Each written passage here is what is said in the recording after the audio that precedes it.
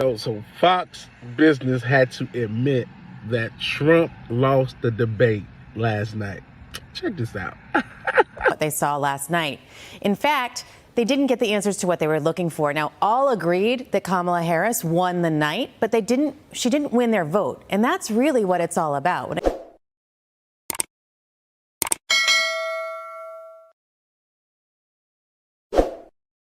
All right, Lee Carter, your first reactions to what you saw on that debate stage last night.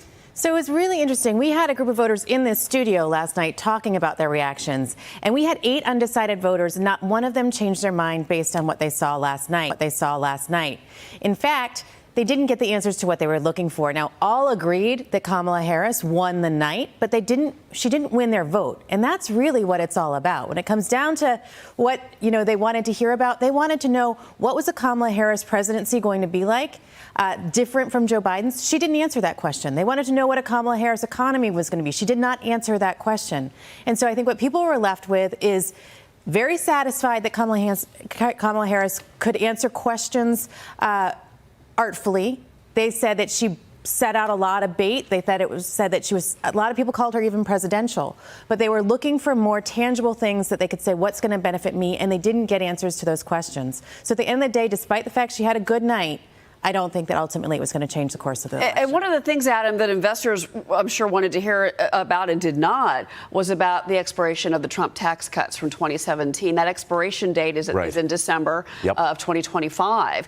That did not come up. That is something that would impact all Americans and their wallets. So what did you hear or not hear from an investor perspective last night, Adam? The second version of your question, what did I not hear? I didn't hear anything, speaking as an investor, that gave me confidence, quite frankly, in either one of them. But I think the real mess is Trump, because that's always been his go-to, right? He says, come to me if you want a way forward, if you want tax cuts, if you want lower regulation, if you want more drilling that will lower costs for everybody, all that substantive stuff, that's always been his strike zone. Instead, he was playing defense because she artfully put him on defense last night. So again, to answer your question, Cheryl, as an investor, I got absolutely nothing. I feel shortchanged. I think, Lee, as you point out, your focus group was shortchanged last night. It was light on substance. What instead it was, I think, was a battle between two warriors, a happy warrior and an angry warrior. And the happy warrior, Kamala Harris, smiling all the time, I think got the edge, which is why in the predicted odds she moved up by 3 percentage points overnight, may also be why stocks are down. If she gets in, there's going to be pressure to increase taxes. He didn't hammer her on that. He could have. And I think the market is starting to figure that out. Things like climate change, clean energy, manufacturing jobs, immigration, but also the issue of fracking. And that is where she has done her major flip-flop. Now, she was asked by the moderators, Linda Davis did specifically say, you have changed your opinion on several issues.